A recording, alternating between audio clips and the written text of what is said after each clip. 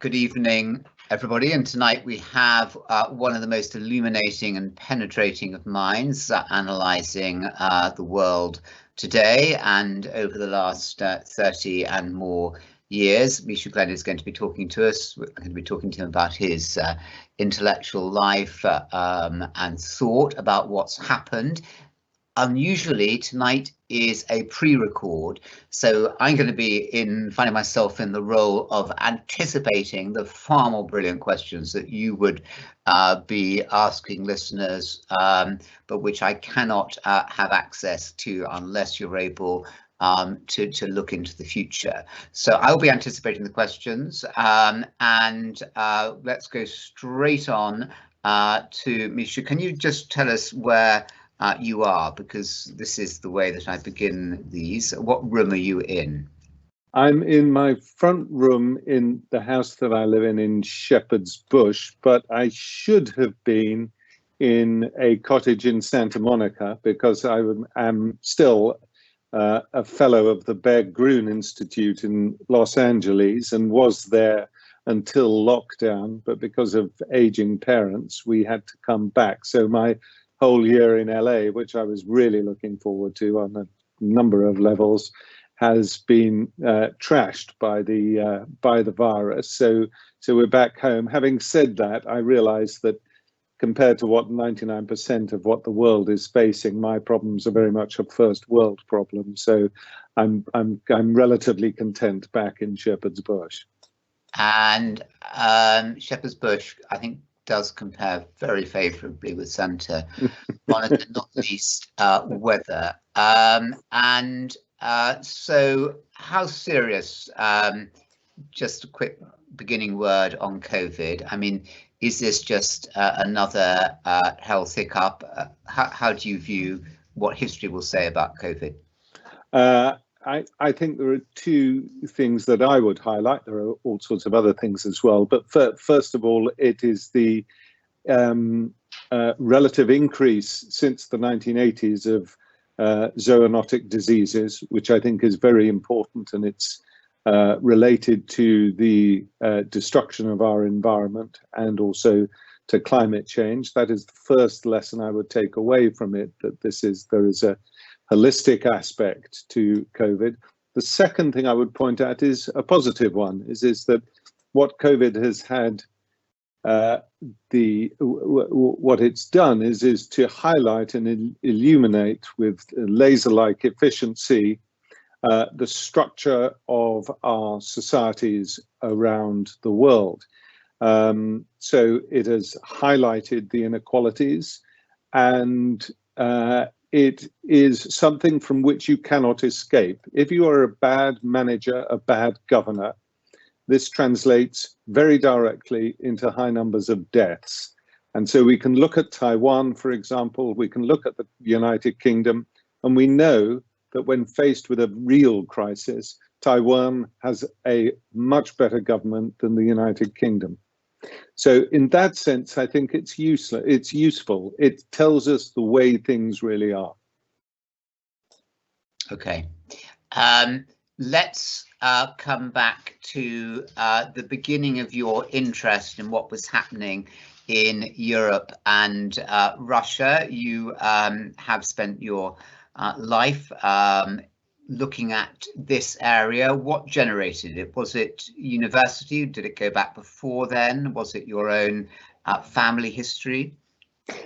My father was a translator of Russian literature, Michael Glenny. He translated most of the 20th century greats, Bulgakov, Solzhenitsyn, and so on.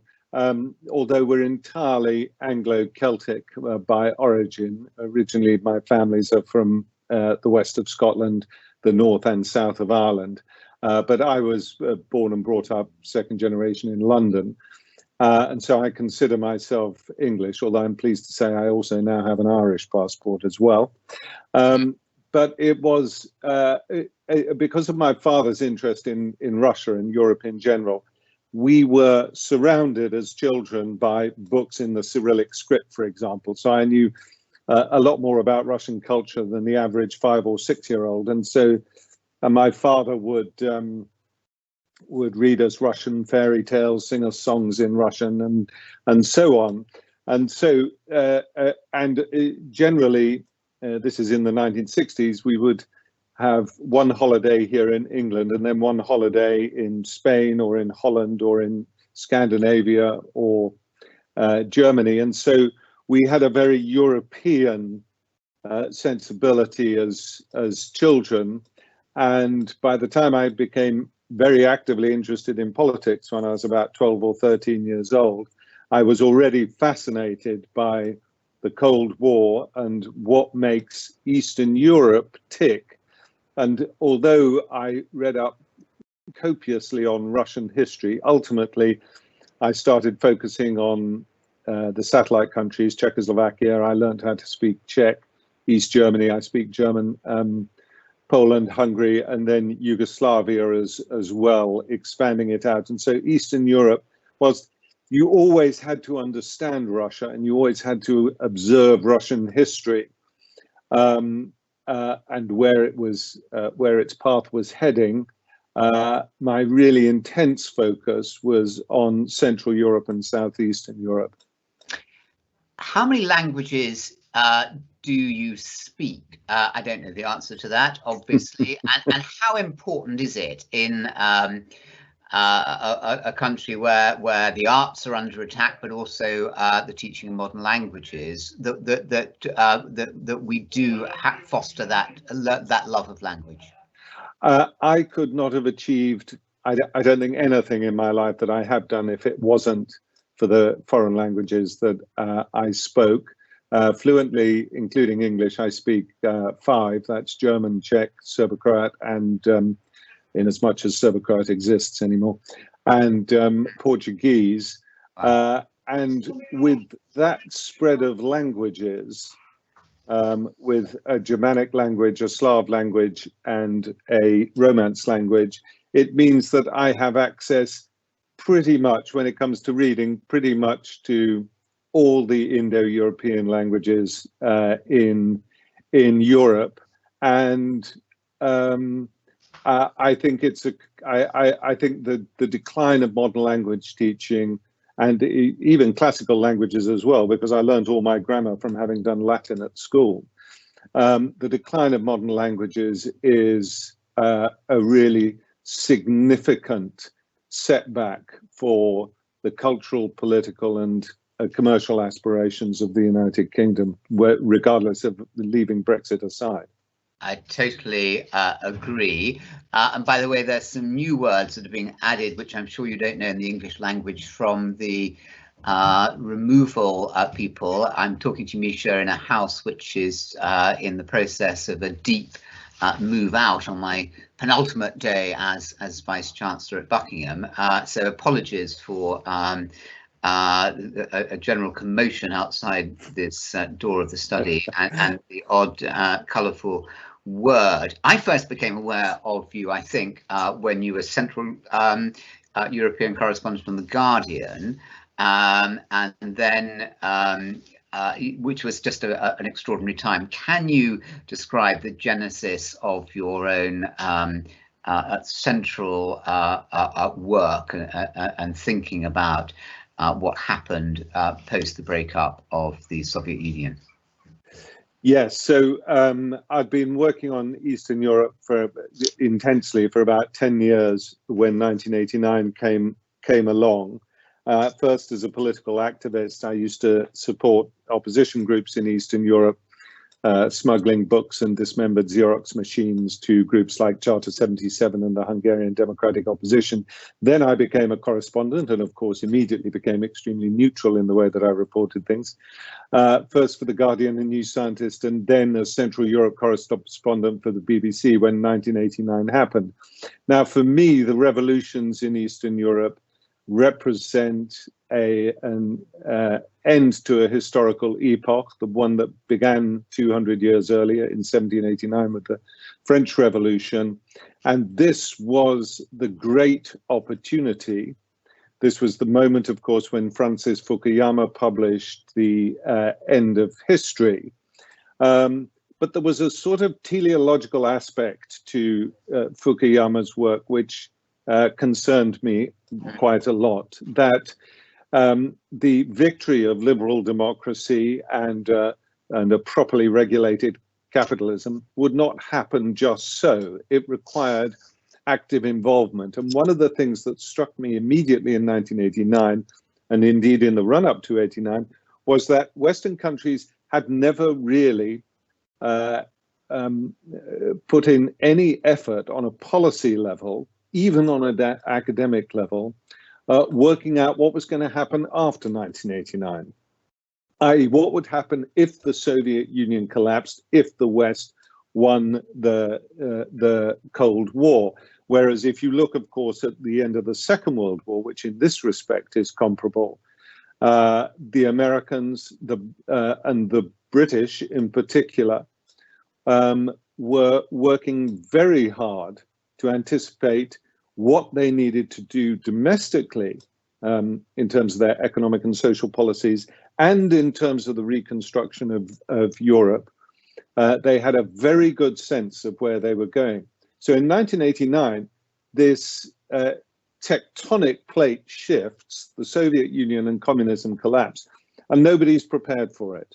So just a quick intermission there. Yes. Why was there not the thought put in that there was with the Marshall Plan, etc., after 1945? Why was that not clear, given that it was very clear, at least from the mid-1980s, what the end point was going to be with the Soviet Union and Eastern Europe? And of course, it was a lapse that we saw also with Iraq, the failure to plan for post-war. Iraq was even more irresponsible because we had just had the example of Eastern Europe and the former Soviet Union.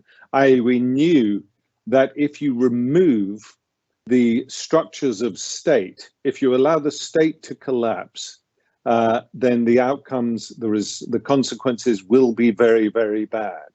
And that decision to dismantle the military and the Ba'ath Party in Iraq was really one of the greatest moments of foreign policy failure on the part of the United States, but also, of course, assisted by the British at the time. So why didn't we do that in 1989? Well, you say that from the 1980s it was obvious, but I've been recently going back through the documents, and it's astonishing. In 1988, the CIA came out with its long-term prognosis for the Soviet Union. This is in 1988, and they said that it's possible that there would be sustained protests in Poland and Hungary, but that the Gorbachevian reforms would absorb any of the discontent that was brewing.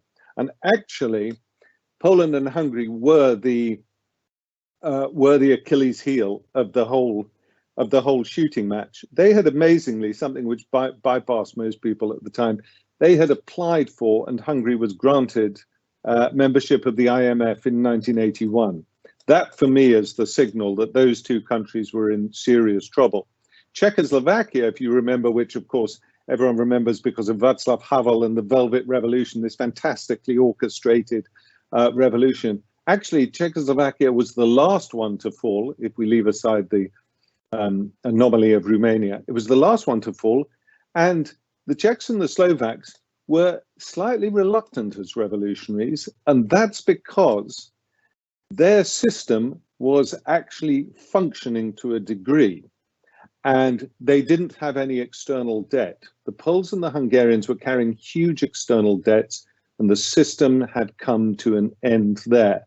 And that, of course, had the chain reaction effect all over Eastern Europe. So the CIA didn't think it was going to happen. Later than that, astonishingly, the Germans published a report, this was from German intelligence, working on the assumption that the German Democratic Republic, East Germany, would still be up and running in 2020. And so policy was being informed by intelligence reports that were saying, we don't see a break in the Cold War coming anytime soon. And this is literally months before the whole thing collapses. So there was a disconnect between intelligence and reality on the ground, not for the first and not for the last time in history. And so we didn't really have anything. The one person who had a plan was Balcerowicz, Leszek Balcerowicz in Poland, with his shock therapy. And this was seized by a few Harvard economists, among them Jeffrey Sachs.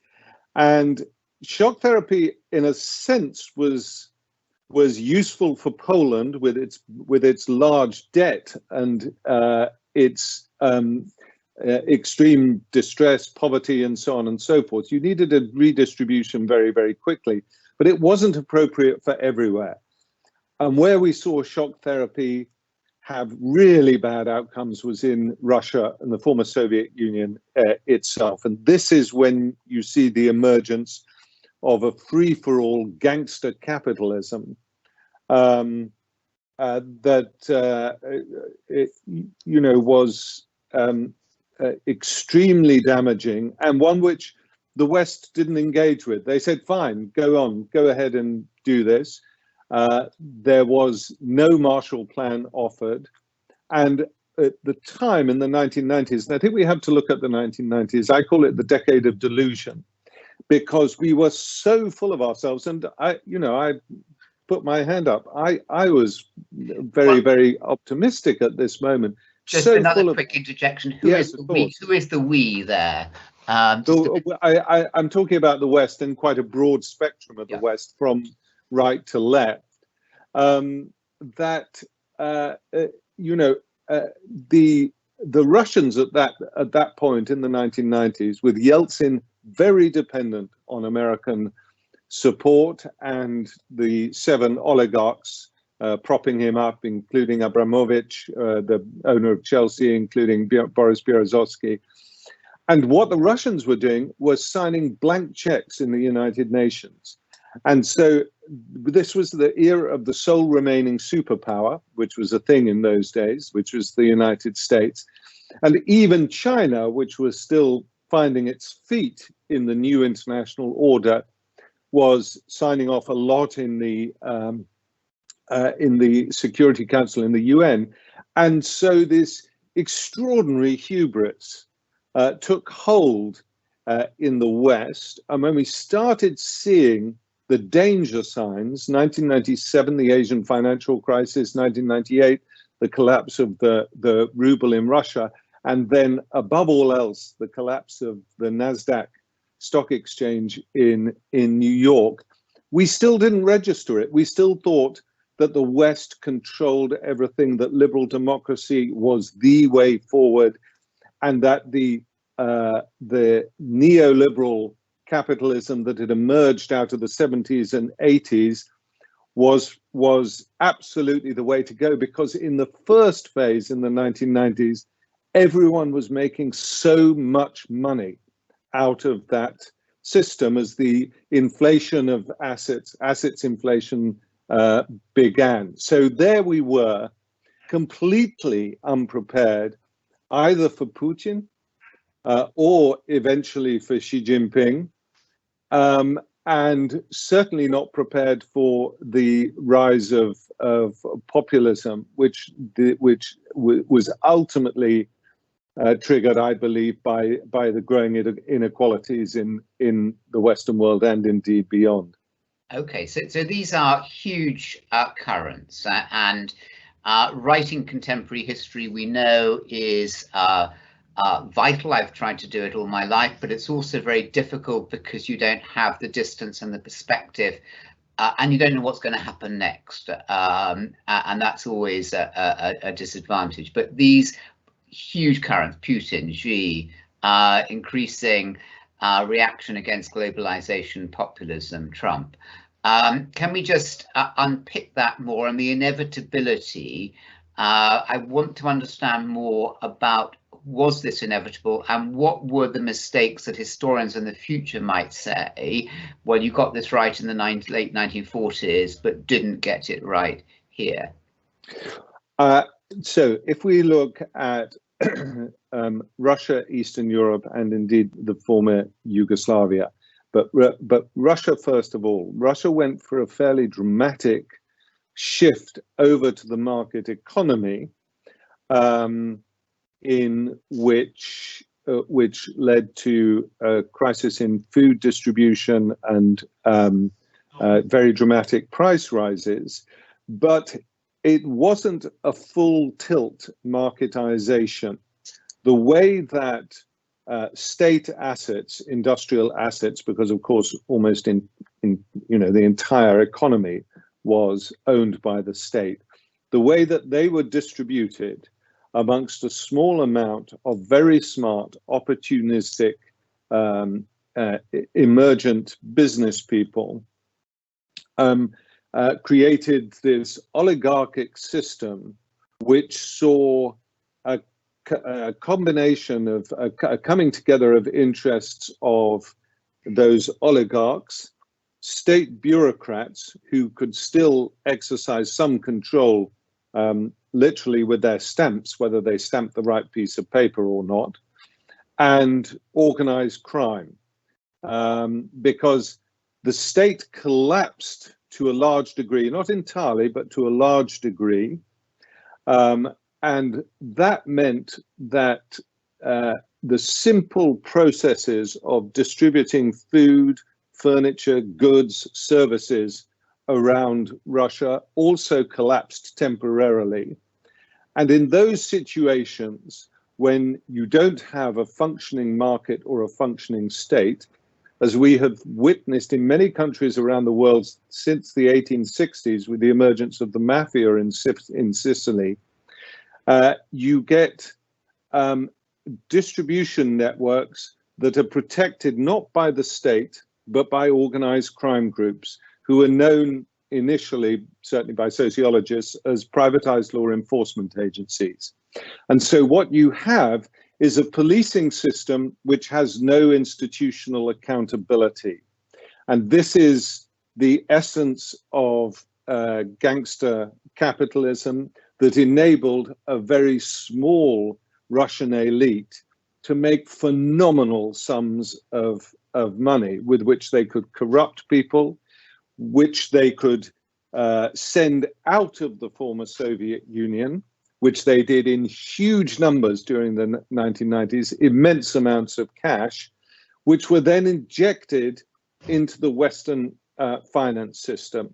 So, for example, in the United Kingdom during the Blair years, I know 100% that the Serious Organized Crime Agency at the time, its officers were told to turn a blind eye to the Russian money coming in, partly because of, in the early days, because of the relationship with Yeltsin, but partly because the City of London was engaged in a race with New York to be the top of the global financial markets.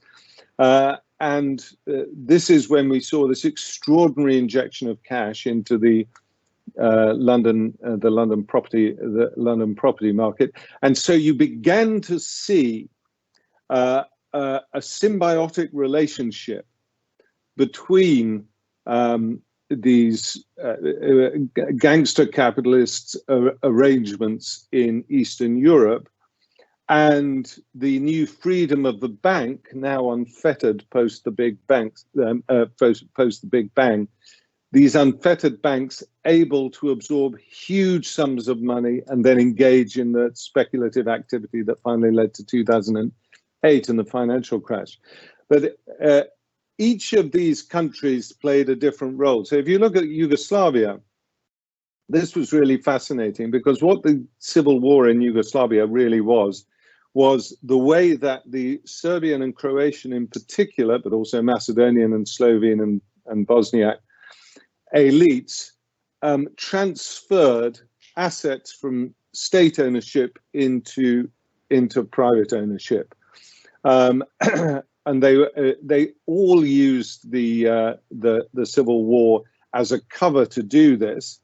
But in order to generate funds, what they did was they turned Yugoslavia into a hub for the distribution of illicit goods and services coming thanks to globalization from all over the world, from Colombia, from Afghanistan, from Africa, through Yugoslavia into their biggest market, which was the European Union, well on its way to having 500 million people in its as its consumers.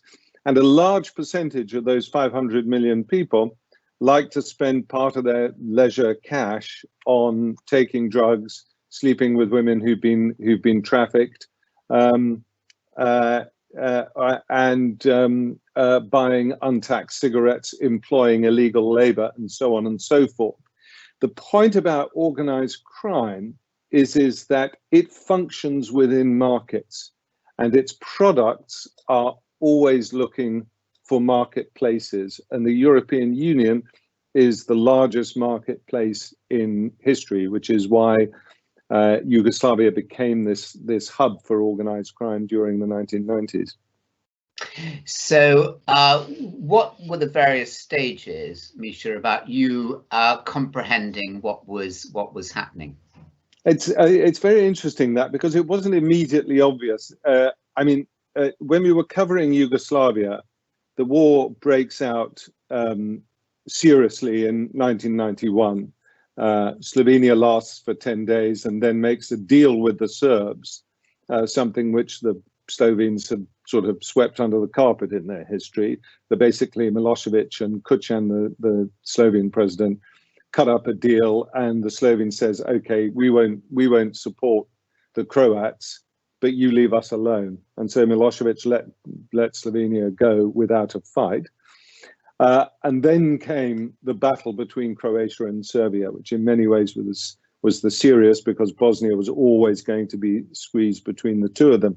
Now, from the very beginning, organized criminal figures were engaged in the paramilitary militia work and also the systematic looting, privatization of assets in Serbia, in Croatia, and elsewhere in the former Yugoslavia. But they were sort of part of the furniture. And we also knew in Russia and in the Czech Republic and Hungary and so on that organized crime had a huge influence over politics. But I only really started to see this as actually more important in terms of what was driving the war than the much touted ethnic hatreds in Yugoslavia. In 2003, with the assassination of the Serbian Prime Minister Zoran Đinđić, who, full disclosure, had been a friend of mine for many years, and he was trying to drag Serbia sort of single-handed from the 19th into the 21st century in the space of about 2 or 3 years. And he was assassinated by a group comprising of Serbia's largest organized crime group and people from the special forces and intelligence services. And when I started researching that murder, I discovered that organized crime groups in Croatia and Serbia, Bosnia, Albania, Kosovo, and Macedonia had all been cooperating together in the joint criminal enterprise of moving goods and services into the European Union. Croats and Serb organized crime who were massacring civilians in the daytime. At night, they were cooperating in the sale and distribution of illicit goods. And it was then I realized that the war in so many ways was just a cover for this really hideous activity that was going on. And it was then that I started looking into tracing the arrows back of, well, where are these goods and services coming from? And it quickly dawned on me that globalization, which I've been fortunate to track in Davos at the World Economic Forum in the early 90s, when I used to go there and lecture on Yugoslavia, what was really fascinating there was listening to the pioneers and the really great figures of globalization like Jack Welch, the CEO, legendary CEO of GE and things like that. I'm realizing that they had this vision, which was a utopian vision of what globalization could achieve. And so I'd looked at how the models were working and developing, how, how the United States was turning China into the heartland of US manufacturing, all these sorts of mega phenomena going on. And then after Gingich's death, what I realized was happening, that all of these mechanisms that had been set up for globalization were being exploited by organized criminal groups who increasingly had the money and the corrupting power to decide who was going to be prime minister, or at the very least, what the prime minister's policies ought to be once they got there. And I would just, carry on. I'll just finish off by saying that initially, this was in places with a history of corruption, a history of revolution and disturbance, like Russia, Yugoslavia, Colombia, and so on. But what's happened since I and other people identified this phenomena is that it has spread out to include the developed world as well. And this is where you see, the influence of Russian money in this, the sustaining Trump's ludicrously ill-functioning business empire is, for me, as clear as the nose on your face. Well, I was going to ask, how many governments, prime ministers are untainted by organized crime money? Well, by organized crime money, I would certainly say that Angela Merkel is very unlikely to have been tainted. But Gerhard Schröder, the former chancellor, the SPD, the Social Democrat chancellor, is a very interesting case, because even while his seat was warm as chancellor of Germany, he took over the chairman of Nord Stream 1, the gas pipeline, the pipeline taking gas from Russia directly to Germany, which obviates the need to go through Ukraine, Poland, etc., etc. Now, that's a very, very interesting case as to what extent is an extremely important economic project like that corrupt, to what extent actually does it reflect German interests, because there's always been a part of the German elite which has looked east for its economic cooperation. And to what extent is it part of a strategic plan on the part of Putin to disrupt and fragment the European Union, because the weaker the West is, the stronger Russia can project its great power aspirations, which otherwise are entirely dependent on one thing and one thing alone, and that's its residual nuclear weaponry from the Soviet period. So it's difficult to say, but I think that when Boris Johnson's government declined to take up the recommendation of the Parliament's Intelligence, the House Intelligence Committee, to investigate the role of Russia in influencing the Brexit referendum. That, for me, was another clear signal, along with the large sums of money that the Conservative Party have taken from Russian donors, that this government is compromised by Russia. The French have largely resisted Russian involvement, but there are all sorts of other types of organized crime, African, Middle Eastern, and it's very difficult to know where the organized criminal network stops and the governmental network begins. But the Baltic states are fairly free? No, money laundering.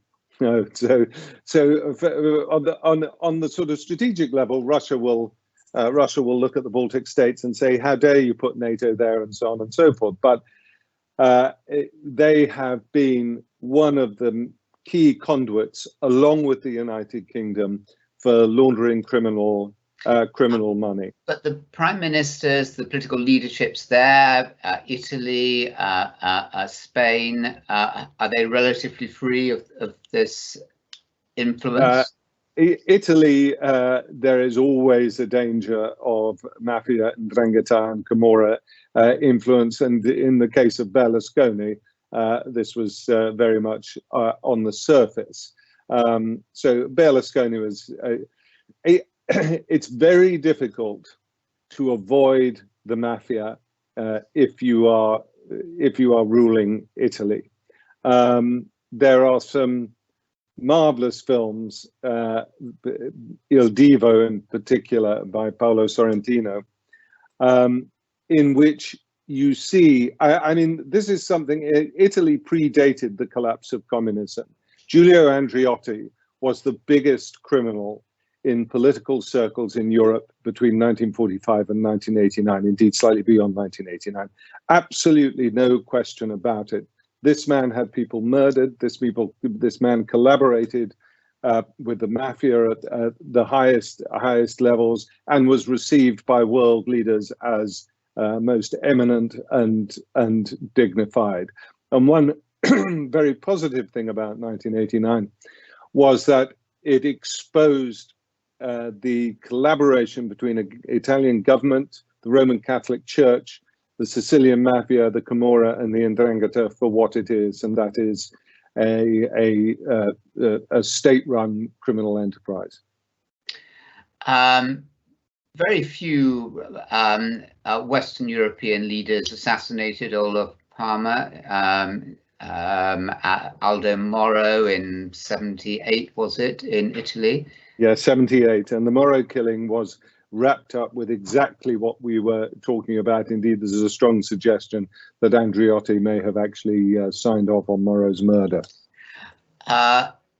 It's a different kind of politics, isn't it, to Britain with our leaders and rivalries. To what extent do the organised crime groups collaborate with each other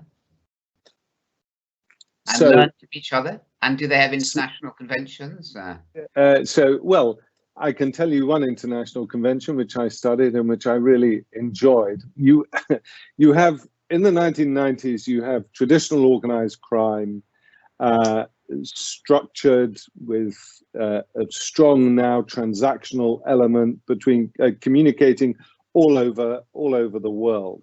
And then around the year 2000, you get a new type of organized crime, and that is cybercrime.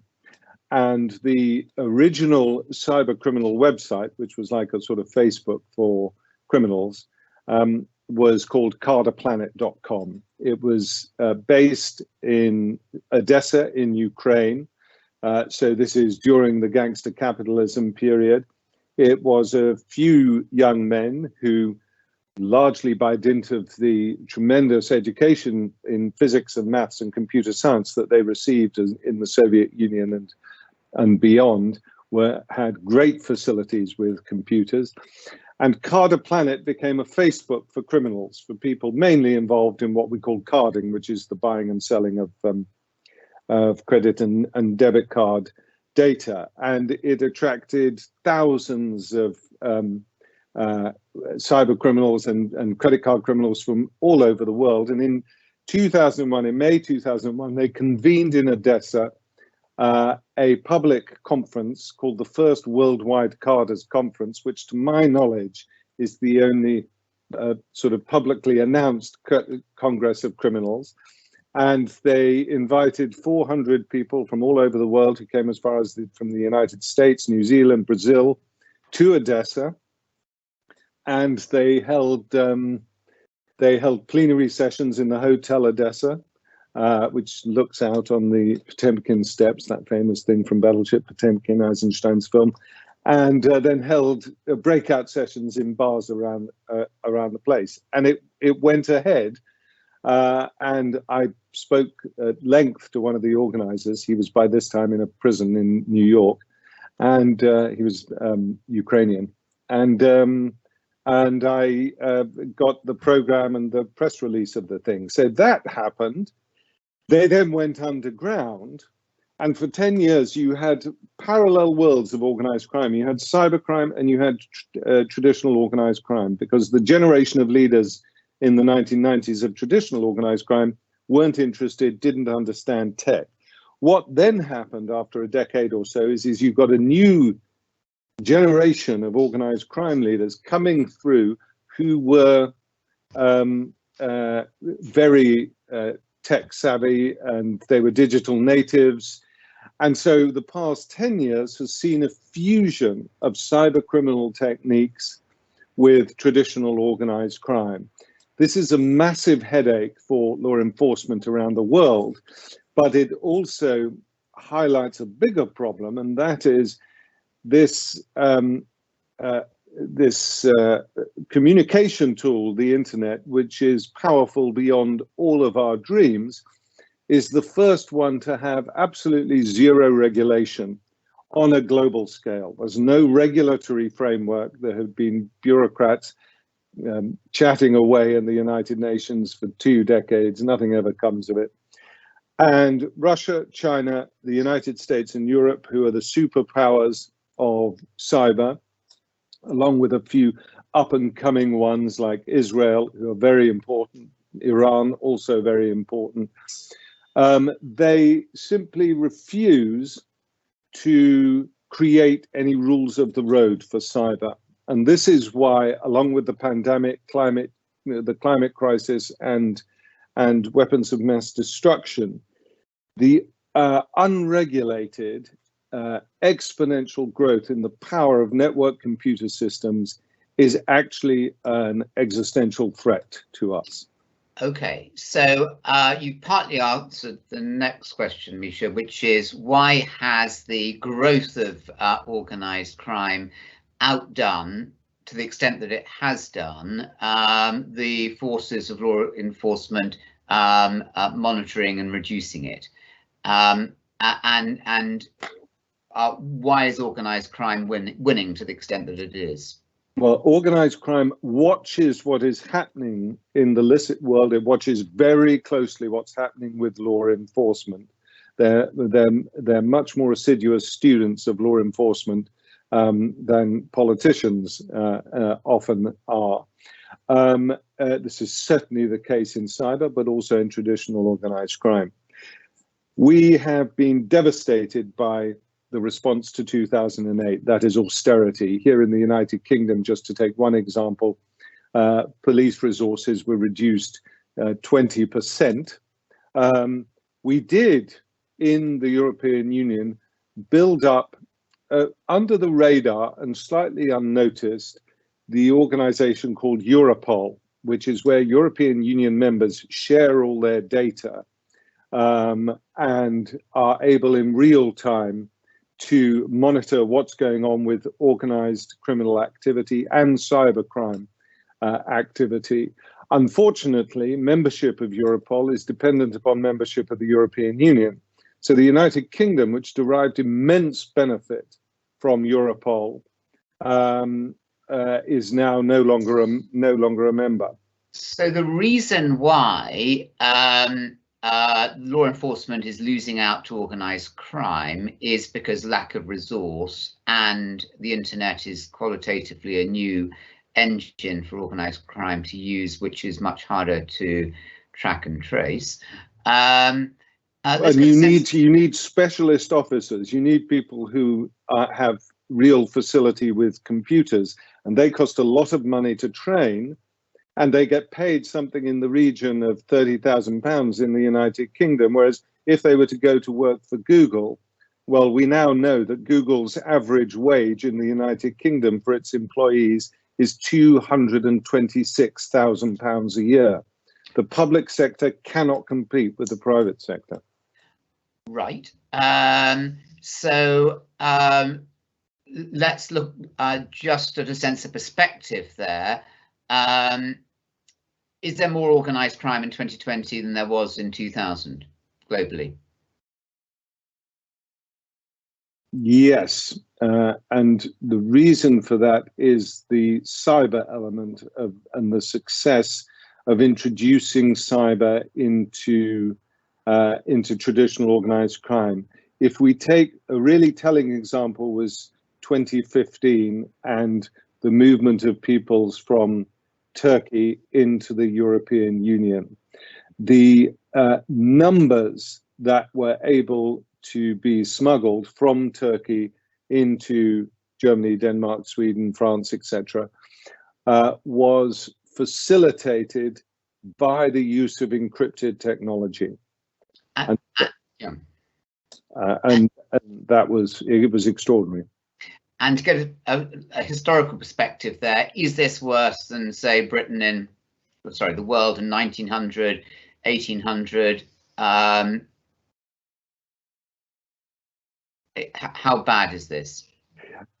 It's, if you take those four things that I mentioned of pandemic, climate crisis, weapons of mass destruction, and the growth of our hyper dependency on networked computer systems without proper regulatory framework, these are profound and serious threats to our existence. And the thing that I found most fascinating about 2020 is it's something I won't go into why. I call it the Vitruvian paradox, and it's about scale and humans' ability to deal with a certain scale that has basically crossed the boundaries of our cognitive abilities. And this sudden emergence of really, or at least there's a cumulative emergence of these very dramatic threats, coincide with a time of extremely weak political leadership around the world. And it is that coincidence of the cranking up of these very, very serious challenges that we face around the world with this very weak or corrupted political leadership, which I would say makes 2020 more dangerous than the run-up to the First World War or the Napoleonic Wars. Right. So arguably winning the slot for the most dangerous moment in certainly modern history. Now, Martin Rees was on the programme a couple of months ago, and as you know, he has written a lot about, can human beings survive the 21st century. Which of your four threats do you think is the most serious? I think the most serious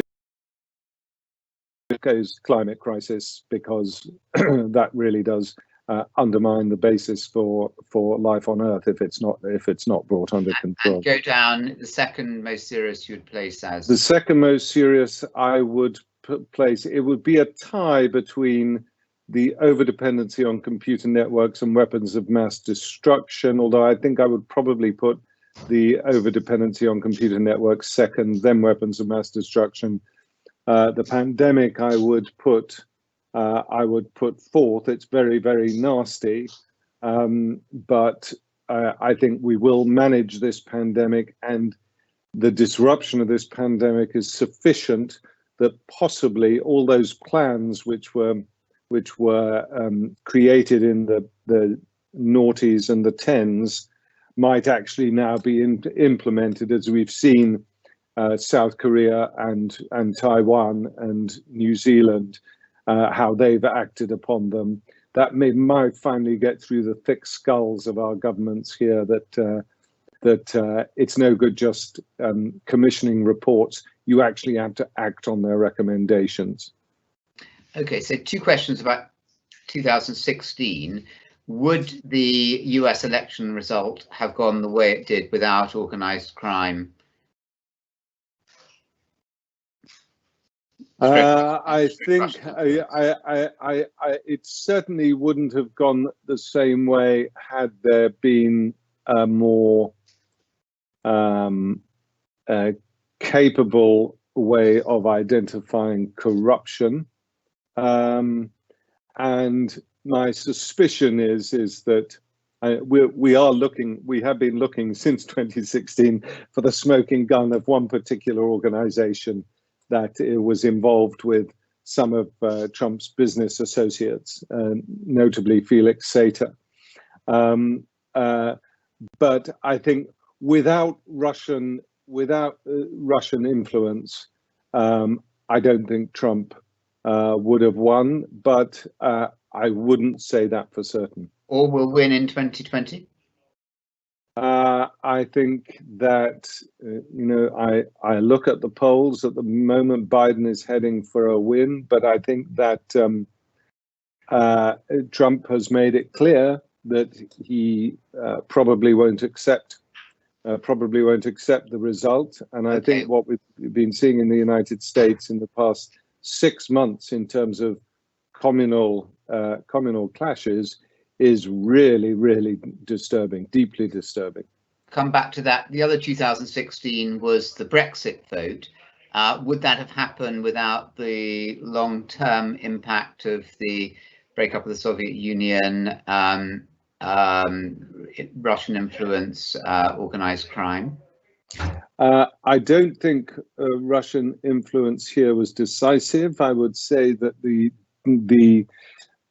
decisive long-term force in Brexit was Murdoch newspapers and other media outlets, including the Telegraph, the Mail, and the Express.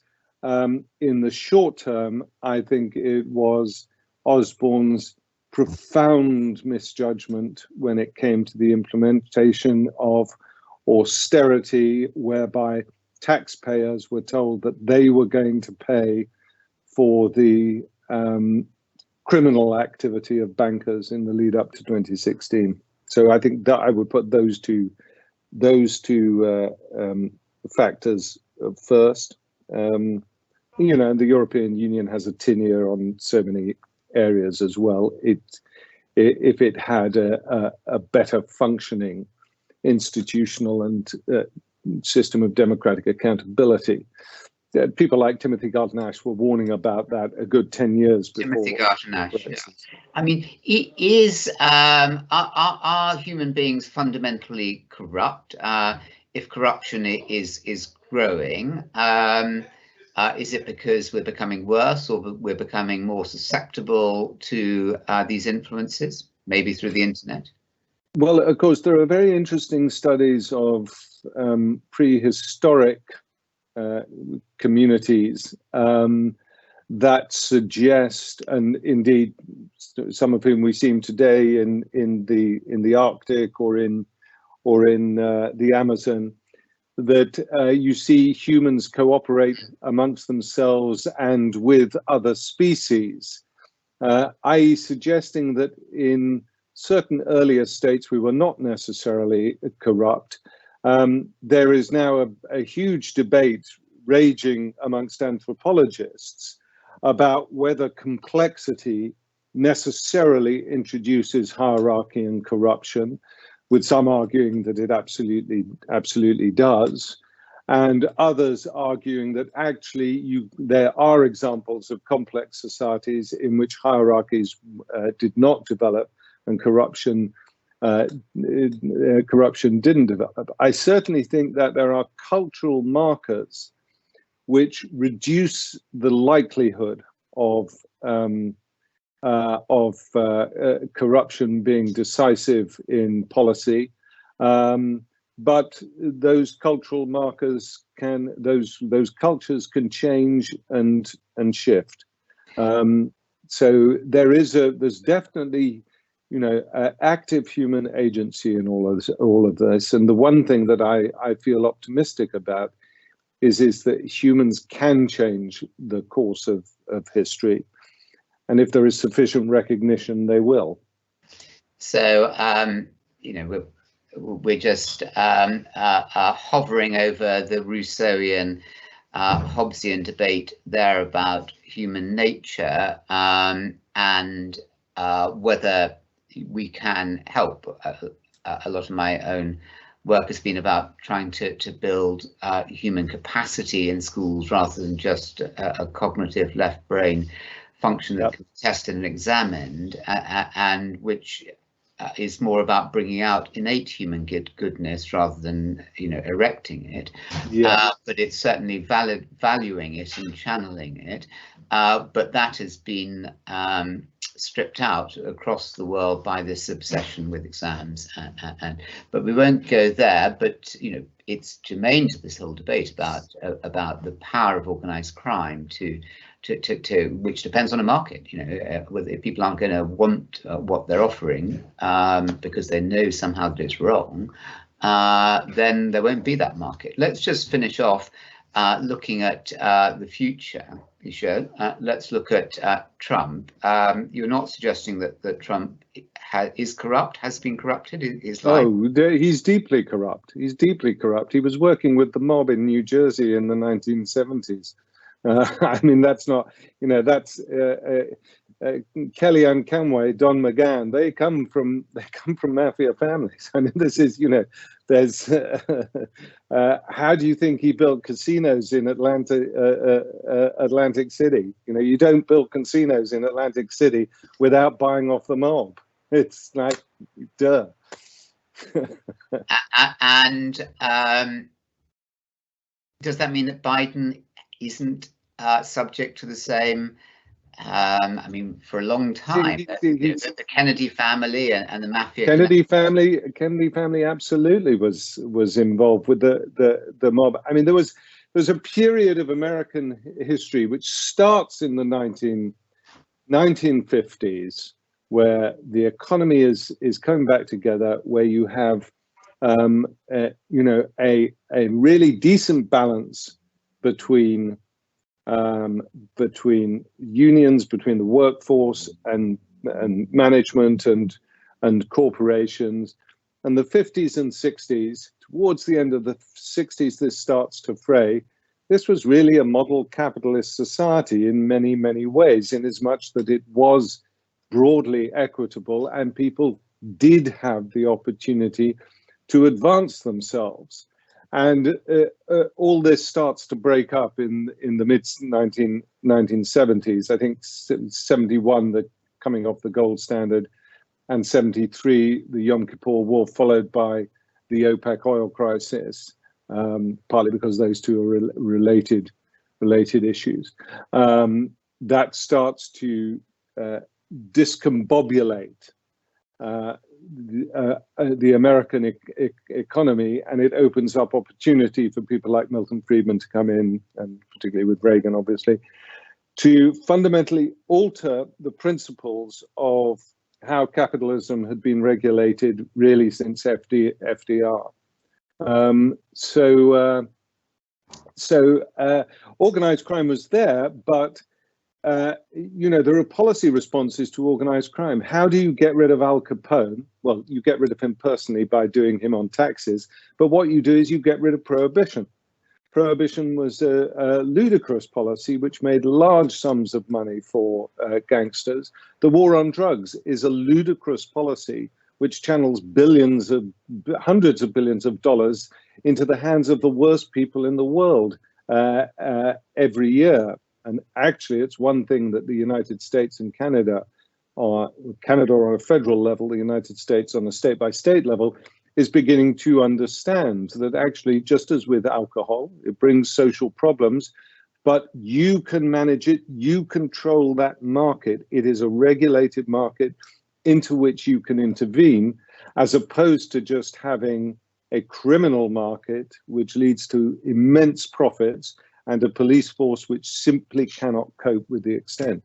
So, Misha, bringing together everything that you've been saying over the last 50 minutes and looking at how the world can move forward, capitalism is fine as long, and maybe inevitable, as long as it is regulated. But to regulate, we need